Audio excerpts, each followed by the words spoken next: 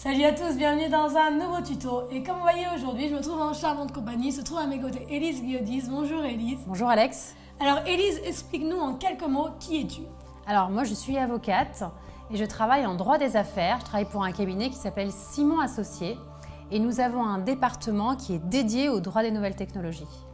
Voilà, j'ai donc demandé à Élise aujourd'hui de me joindre pour ce tuto car vous êtes nombreux à me demander la réglementation concernant les drones. Et c'est vrai que c'est pas évident, la réglementation est complexe. Et au lieu de vous raconter n'importe quoi, j'ai décidé de faire appel à Élise qui va nous donner des informations qui sont beaucoup plus complètes que celles que j'aurais pu vous donner. Élise, on commence tout de suite. Un drone, c'est quoi? Un drone, c'est un aéronef, c'est un objet volant sans pilote qui peut fonctionner de manière autonome, mais qui le plus souvent est télécommandé à distance. Un drone peut avoir un objet civil ou bien militaire, mais là on va plutôt s'intéresser aux drones civils. D'accord, je pense que c'est plus approprié. Et un drone, ça sert à quoi? Un drone peut servir à beaucoup de choses, les applications sont immenses en fait. Équipé d'appareils photo, de capteurs ou de caméras embarquées, le drone peut collecter des informations, des données pour des applications diverses et variées.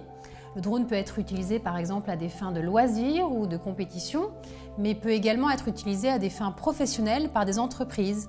On voit de plus en plus de sociétés qui utilisent des drones pour des fins de surveillance ou de maintenance de leur site de production. Est-ce qu'il y a des risques à l'utilisation de ces drones? Parce que c'est vrai qu'on assiste à une pleine expansion de ce domaine technologique. Et toi, t'en penses quoi? Il y a des risques à ça? Oui, c'est vrai que ce domaine est en pleine expansion. On a enregistré en 2015 300 000 drones de loisirs qui ont été vendus sur le territoire français. Donc c'est un marché en plein essor. Alors oui, il y a des risques et des dérives qui sont tout à fait importantes et qu'il ne faut pas négliger. On a par exemple le risque du drone malveillant qui pourrait être utilisé à des fins d'espionnage industriel. On a également des sites sensibles ou des sites militaires qui ont fait l'objet de survols. On a déjà vu beaucoup de centrales nucléaires qui ont été survolées. Voilà. Tout ça, ça rentre dans la catégorie des drones malveillants. En fait. Absolument. Donc on ne peut pas exclure le risque d'attaque terroriste, clairement. On a également un risque d'atteinte à la vie privée des personnes qu'on pourrait filmer ou dont on pourrait capter certaines informations personnelles, ou encore d'atteinte physique, puisque le drone pourrait tout à fait générer un accident et causer un dommage corporel par exemple. Et puis enfin, un dernier risque qui n'est pas à sous-estimer, c'est le risque de sécurité numérique, puisqu'en fait ces drones collectent de plus en plus des données sensibles qui sont ensuite envoyées sur Internet, puisque le drone est souvent connecté à Internet. Bien sûr. Est-ce qu'il existe, Élise, une vraie réglementation concernant les drones? Parce que c'est vrai qu'on entend un petit peu tout et n'importe quoi. Ça a l'air d'être quelque chose d'extrêmement complexe. Donc, est-ce que tu peux nous éclairer un petit peu à ce sujet sur la réglementation concernant les drones? Oui, absolument. Alors, effectivement, on a une réglementation en France qui existe depuis 2012. C'est 2 arrêtés du 11 avril 2012 qui ont été adoptés. Il faut savoir que la France est l'un des premiers pays à avoir mis en place une réglementation pour faire face au développement important du drone. Donc 2 arrêtés qui ont fait l'objet ensuite de nouvelles modifications par 2 arrêtés du 17 décembre 2015. Donc dernièrement, ça fait pas très longtemps. Voilà. Donc on a un arrêté qui est relatif à la conception, au mode d'utilisation et aux qualifications des télépilotes. Et un second arrêté qui est plutôt relatif, lui, aux conditions d'insertion dans l'espace aérien, puisqu'en fait, il faut savoir, Alex, que l'utilisation d'un drone relève pour partie, en tout cas, des règles en matière d'aviation civile. D'accord. Est-ce que la réglementation est la même lorsqu'on pilote un drone dans un cadre de loisir ou dans un cadre professionnel? Alors effectivement, Alex, c'est une bonne question et la réponse est non, la réglementation n'est pas la même. D'accord. Et elle distingue en fait, effectivement, si vous utilisez le drone à des fins de loisirs ou si vous l'utilisez plutôt à des fins professionnelles. Est-ce que tu peux nous expliquer en quelques mots quelles sont les règles adaptées lorsqu'on pilote un drone dans un cadre de loisir? Alors dans un cadre de loisir ou dans un cadre de compétition, il y a quelques règles effectivement qu'il faut garder à l'esprit. Tout d'abord, faire attention quand on utilise son drone à ne pas survoler des personnes physiques pour ne pas générer de dommages, ne pas utiliser son drone la nuit, toujours garder son drone dans le champ de vision de manière à pouvoir être en capacité de réagir s'il y a un obstacle. Également, vous pouvez utiliser votre drone sur votre espace privé dans votre jardin par exemple. Ça, c'est tout à fait autorisé, sous réserve bien sûr de respecter les hauteurs maximum de vol, c'est 150 mètres maximum. Et puis bien évidemment, il ne faut pas non plus que vous ayez un drone qui fonctionne à toute vitesse. Donc voilà, il faut respecter. Qu'est-ce qui se passe par exemple sur des zones qui sont protégées? Il y a une réglementation? Alors effectivement, donc il faut que vous fassiez attention autour de vous, à vous renseigner sur les zones sensibles ou protégées que vous ne pourrez pas survoler avec un drone. Donc, comme par exemple des terrains militaires, des centrales nucléaires ou même des parcs naturels. Renseignez-vous autour de chez vous de manière à vraiment éviter ces zones-là. De la même manière que vous ne pouvez pas utiliser un drone en principe dans les zones publiques en agglomération. Si vous voulez survoler des zones qui sont peuplées, vous devez faire une déclaration en préfecture. Ah, et comment on fait une déclaration en préfecture? Comment ça se passe? Alors, c'est vrai que la procédure a été simplifiée. Avant, il fallait une autorisation. Aujourd'hui, la réglementation 2015 vous impose simplement une déclaration en préfecture. Il vous suffira pour ce faire de remplir un formulaire CERFA que vous trouverez sur Internet. Vous le remplissez, vous le déclarez en préfecture. D'accord, donc moi je vais vous mettre le lien dans le box descriptif ci-dessous. Est-ce que c'est facile en fait de faire cette déclaration ou comment ça se passe? Oui, il suffit, voilà, je vous dis, il y a un formulaire unique maintenant et donc qui vous permet vraiment de remplir, vous remplissez des cases et vous déclarez en préfecture. Alors chaque préfecture, le système n'est pas encore complètement unifié, chaque préfecture a un petit peu son modus operandi, mais voilà, en tout cas, sachez qu'il vous faut, quand vous survolez des zones peuplées, déclarer en préfecture votre activité. Donc dépendamment de la préfecture, ça peut être accepté plus ou moins rapidement en fait. Voilà, absolument. Autre chose qu'il faut respecter également, Alex, c'est le fait que quand vous avez un drone qui a des capteurs et que par exemple vous captez des informations de personnes physiques, vous captez leur image, vous devez toujours garder à l'esprit qu'il faut obtenir l'autorisation de ces personnes. Informez-les quand vous les survolez, informez-les du fait que votre drone a ce type de capteur ou d'appareil photo ou de caméra.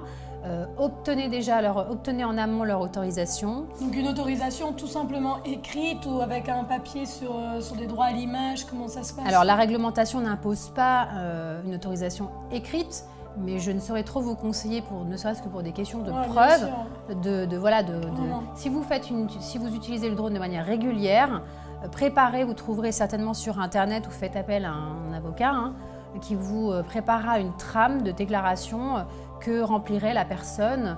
Donc il faut une autorisation sur le principe de capter l'image ou les informations de la personne, mais aussi sur l'utilisation que vous allez faire de ces informations. Si vous diffusez l'image ou les informations de la personne sur Internet, il faut que la personne en soit informée et qu'elle ait donné son autorisation.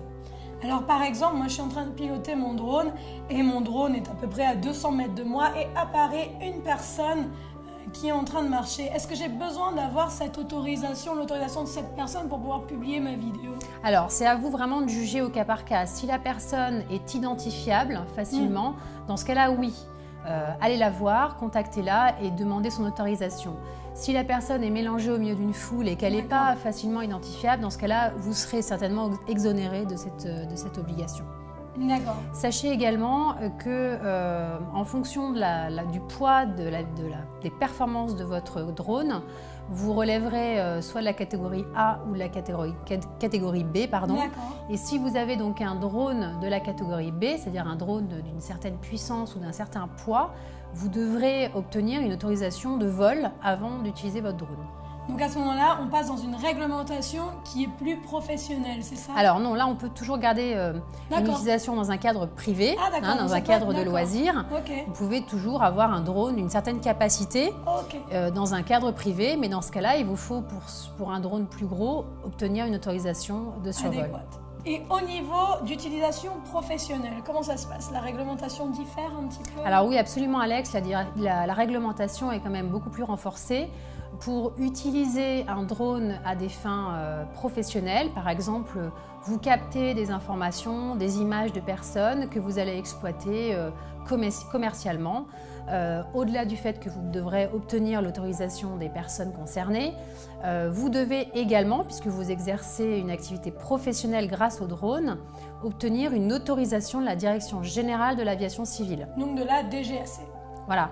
Et en plus de ça, vous devrez également réaliser une formation et devenir un pilote d'avion ou du LM. Alors, ma question concerne en fait l'utilisation, la différenciation entre l'utilisation professionnelle et l'utilisation de loisirs. Parce que je crois qu'en fait, dans l'utilisation professionnelle, lorsque l'on utilise nos films, par exemple, à but promotionnel, on rentre dans une catégorie professionnelle? Si vous faites de la promotion, ça dépend si vous en tirez un revenu. Si pour vous, c'est une véritable activité commerciale, dans ce cas-là, effectivement, il n'y a pas de doute. Vous tombez dans la deuxième catégorie et vous devrez déclarer votre activité à la DGSE. D'accord, donc c'est un petit peu du cas par cas, c'est dépendamment de la promotion qu'on va en tirer. Par exemple, si je mets une vidéo sur YouTube, par exemple, je pilote mon drone à titre de loisir et je suis en train de faire une vidéo et demain ma vidéo a beaucoup de vues. Je tombe dans quelle catégorie? Si c'est la première fois et que vous le faisiez dans un cadre de loisir et que c'était occasionnel, dans ce cas-là, effectivement, on considérera que vous relevez de la première catégorie. Maintenant, si ça devient une activité habituelle, que vous en tirez des revenus, que vous exploitez les données des personnes dont vous avez capté l'image, par exemple, à des fins professionnelles, là oui, il n'y a pas de doute, vous relevez de la seconde catégorie. D'accord. Sachez également qu'on a une proposition de loi qui est dans les tuyaux. Ah oui, c'est vrai, parce qu'on a entendu parler de ça, qu'il y avait une nouvelle réglementation qui était... en cours de route. Alors, sachez que la réglementation aujourd'hui, c'est celle des 2 arrêtés du 17 décembre 2015. Donc, c'est celle qui s'applique à vous. Mais effectivement, la réglementation, elle évolue rapidement parce que voilà, le marché des drones est en plein essor. Et on a une proposition de loi qui est dans les tuyaux, qui a été examinée au Sénat et qui est actuellement en cours de lecture par l'Assemblée nationale. Donc, il n'est pas exclu que la loi change un certain nombre de choses en matière de drones. Et ne serait-ce que pour renforcer la réglementation en matière sécuritaire. Donc effectivement, cette proposition de loi, elle introduirait plusieurs nouveaux dispositifs. Le premier, elle mettrait une obligation d'information en place qui permettrait à chaque acheteur d'un drone d'avoir une notice qui l'informerait sur les règles, les droits et obligations qu'il a quand il utilise un drone. Ensuite, cette proposition mettrait en place une obligation de formation de certains pilotes qui utiliseraient des drones d'un certain poids. D'accord. Et puis, normal. Absolument. Et puis, chose intéressante également, le gouvernement travaille à la mise en place d'un dispositif technique qui serait capable finalement de détecter les drones qui seraient mis en circulation et de neutraliser les drones malveillants dont on a parlé tout à l'heure et qui pourraient générer des risques au plan sécuritaire. Donc avec cette nouvelle réglementation, ils vont être capables de neutraliser des drones au décollage. Voilà, ou qui seraient identifiés comme étant des drones malveillants et donc qui seraient en capacité, ce dispositif, de les neutraliser.